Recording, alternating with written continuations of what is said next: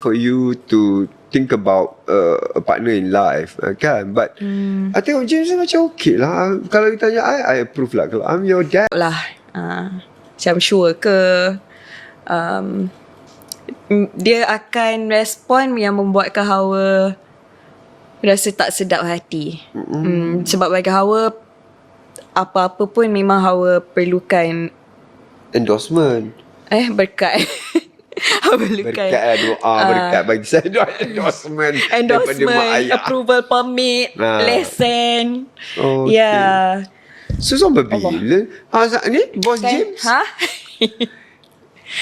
Yang benar ke Bos James ni cuma gimmick saja?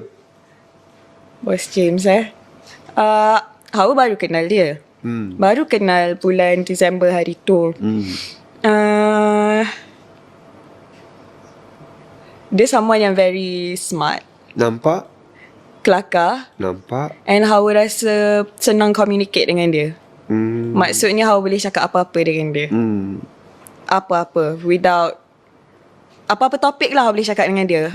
Tanpa Hawa perlu restrict myself ke, ataupun berfikir-fikir nak bercakap, you know. Tapi dengan dia Hawa boleh cakap saja. And dia pula jenis mulut lepas juga. So Hawa very comfortable dengan dia lah. Dan saya nampak masa video pertama awak dengan dia, saya nampak a different light of Hawa. Awak tengah pilih-pilih baju video tu Okay, tu Hawa gurau dengan dia. Aku tak ingat lah apa statement dia. Pasal cakap kalau you boleh bagi IG Wagon ke, bagi kereta apa entah Hawa sebut kan. Kalau you bagi IG Wagon ke, Bentley ke, okay lah. Hawa gurau gitu.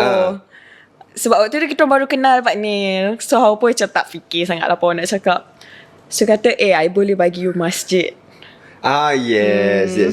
So macam saya cakap kan macam tu lah. Gurauan-gurauan macam tu Hawa dan nampak comfortable lah. Nampak tak adalah nampak scripted, tak adalah nampak janggal, tak adalah nampak dan nampak open up lah. So pada kata this is not our this is not our yang dulu lah. But okay lah, very pleasant lah. Tak adalah nampak menggatal. Tak betul ada. Hawa takut juga.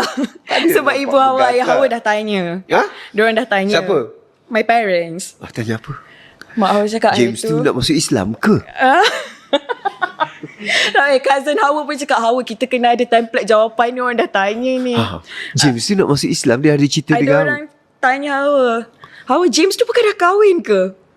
James tu bukan dah kahwin ke? Tanya Hawa pula, James, you're not married, right? Kata, no lah, if I'm married, why would I talk to you? Okay.